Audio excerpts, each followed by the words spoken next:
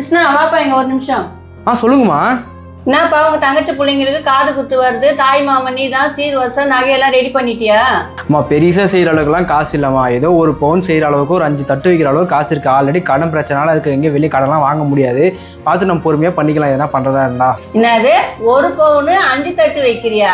அவளுக்கு அந்த இடத்துல என்ன மரியாதை இருக்கும்? ஒரு 10 பவுனு ஒரு 31 தட்டு வைக்கிறதுக்கு எப்படின்னா ஏற்பாடு பண்ணி எங்கன்னா கடன் வாங்கு. சம்மதி வீட்டு முன்னாடி போய் நம்ம கௌரவமா நின்னாதான் நம்மளுக்கு கௌரவமா இருக்கும். அந்த கௌரவத்துக்காக நீ கடன் பட்டாலும் பரவாயில்ல போ. அது இல்லம்மா. ஒரு நிமிஷம் இருங்க. பிடிங்க இவனை. அத்தை என்னத்தை பேசிட்டு இருக்கீங்க? ஏற்கனவே மீனாட்சிக்கு சீர் செய்யணும்னு சொல்லிட்டு தான் இவங்க அவ்வளோ கடனாளியா இருக்கிறாங்க. இப்போ என்னன்னா எக்ஸ்ட்ரா வேற வாங்க சொல்லிட்டு இருக்கீங்க. இவங்களோட சம்பளமே 30,000 தான். அதுலயே எத்தனை இஎம்ஐ அவங்க கட்டிட்டு இருக்காங்க. இப்போ என்னன்னா ஏதோ 10 பவுன் நகை 31 தட்டெல்லாம் வைக்கணும், அதுக்கு போய் கடன் வாங்கன்னு சொல்றீங்க. அதுக்கு எவ்வளவு கடன் வாங்கணும், அதுக்கு வட்டி எவ்வளவு கட்டணும்னு உங்களுக்கு தெரியுமா?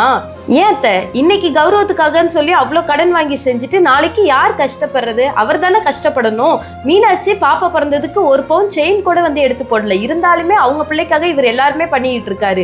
இது மாதிரி நம்ம வீட்டுல மட்டும் இல்லத்த, முக்காவாசி வீட்டுல தாய் மாமனா கௌரவமா செய்யணும்னு சொல்லி கடன் வாங்கி செஞ்சு பாதி பேர் கடங்காலியா தான் இருக்கிறாங்க.